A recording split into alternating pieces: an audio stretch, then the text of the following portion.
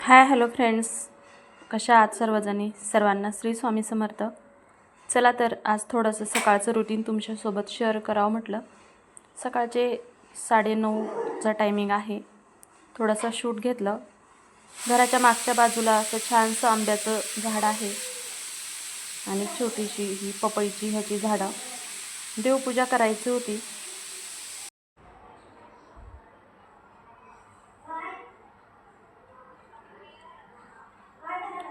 तर चला म्हटलं आता सकाळचं थोडंसं शूट घेतलं आणि म्हटलं देवपूजा करून घ्यावी.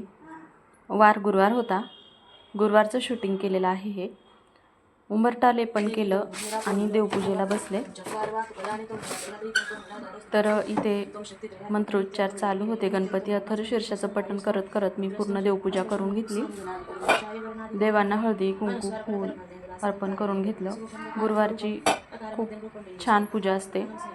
पूर्ण हळदीचं लेपन वगैरे करते. स्वामींचा अभिषेक वगैरे असतो.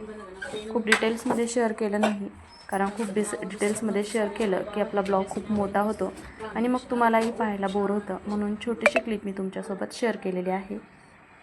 तर पहा, आता इथे मी अष्टगंध घेतलेलं होतं. जे पुरुष देवता आहेत त्यांना आपण ते अष्टगंध लावतो आणि स्त्री देवतांना हळदी कुंकू लावतो. म्हणजेच गणपती बाप्पांना, स्वामींना, लड्डू गोपालांना इथे अष्टगंध मी लावून घेतलं. त्यानंतर आपली कुलस्वामिनी अन्नपूर्णा आणि लक्ष्मी मातेला हळदी कुंकू अर्पण करून घ्यायचं आहे. त्यानंतर भोलेनाथांना मात्र मी इथे भोले बाबांना इथं भस्म लावून घेते. या पद्धतीने माझी रोजची देवपूजा असते.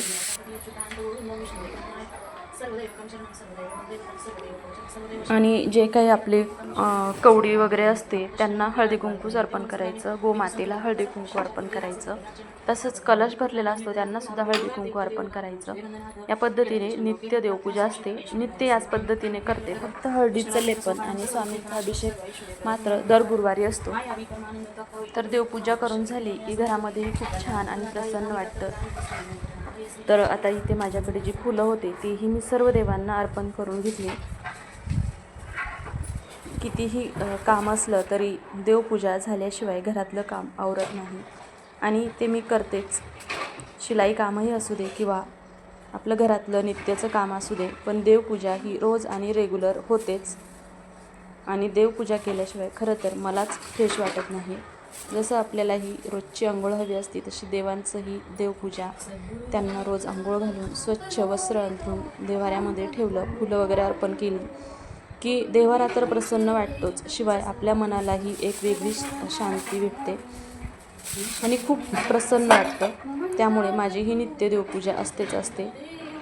तर पहा, या पद्धतीने सर्व देवपूजा करून झालेली आहे.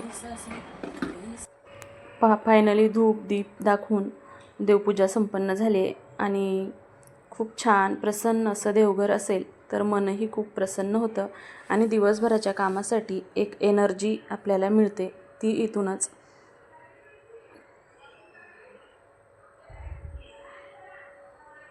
त्यानंतर बाहेर तुळशीला सुद्धा दिवा लावून घेतला, धूप दीप दाखवलं, तुळशीचीही पूजा करून घेतली. आणि आता हे रूम शिफ्ट केल्यामुळे इथं छोटंसं हा ईशान्य कोपरा आहे. इथं थोडंसं ऊन येतं म्हणून ज्या झाडांना ऊन लागतं ते झाडं मी इथं शिफ्ट केले. जसे की कढीपत्ता, गुलाब ही झाडं शिफ्ट केली. आणि पहा, झाडांनासुद्धा जागा बदलली की थोडंसं ॲडजस्ट व्हायला वेळ लागतो. त्याप्रमाणे झाडंसुद्धा फुलं देणं कमी झालं. कळी आत्ताशी कुठेतरी ह्या झाडाला एक कळी आलेली आहे आणि शिफ्टिंगमध्ये खरंच माझ्याकडनं एक फांदीसुद्धा तुटली गेली. कढीपत्ताही आत्तासा थोडासा ताजा वाटायला लागलेला आहे. जसं माणसाला नवीन जागा बदलली की थोडंसं वेगळं वाटतं, तसं झाडांचंही आहे. आणि बाजूला ही अशी आंब्याची छान झाडं आहे. खूप छान वाटतं या कोपऱ्यामध्ये आलं की. त्यानंतर हे उंबरठा पूजन मी करून घेतलं. तर पहा, छानशी रांगोळी, हळदीचं लेपन केलं आणि दिवासुद्धा लावून घेतला. या पद्धतीने माझं फक्त गुरुवारचं असतं. तर इथे ही रांगोळी थोडीशी पुसली गेली आहे. आता कसं होतं की आपले कस्टमर म्हणा, मुलं म्हणा येत जात असतात, तर पूर्ण रांगोळी काढली तर ह्या पद्धतीनेच होतं. म्हणून फक्त डाव्या साईडला थोडीशी रांगोळी रोज काढते आणि दोन्ही साईडला लक्ष्मीची पावलं, आणि मग बाकीचं मधलं जे आहे ते नाही काढत. आणि ही इकडच्या गॅलरीतली झाडं आहे, इकडंही थोडंसं ऊन येतं आणि झाडांना पाहिलं की मनालाही प्रसन्न वाटतं. त्यानंतर आता सगळी घरातली कामं आवरून मी आले होते इकडं आपल्या मशीनकडे. तर ही डिझाईन मी काल बनवलेली होती.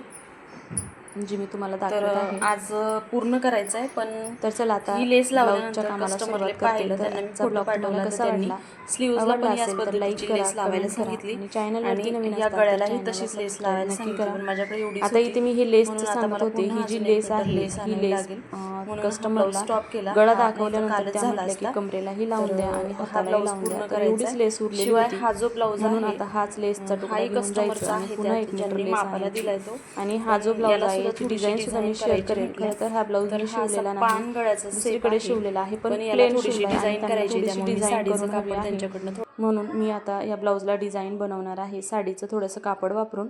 त्याचा व्हिडिओ मी आपल्या दुसऱ्या चॅनलवरती शेअर करणारच आहे, तो नक्की पहा. आणि इथं लेसही लावणार आहे. तर चला भेटूया उद्याच्या नवीन व्हिडिओमध्ये. तोपर्यंत सर्वांना श्री स्वामी समर्थ. आणि या कोपऱ्यामध्ये मी बांबू प्लांट ठेवलेला आहे, थोडंसं एनर्जेटिक वाटतं म्हणून. आणि ही आहे आपली मशीन.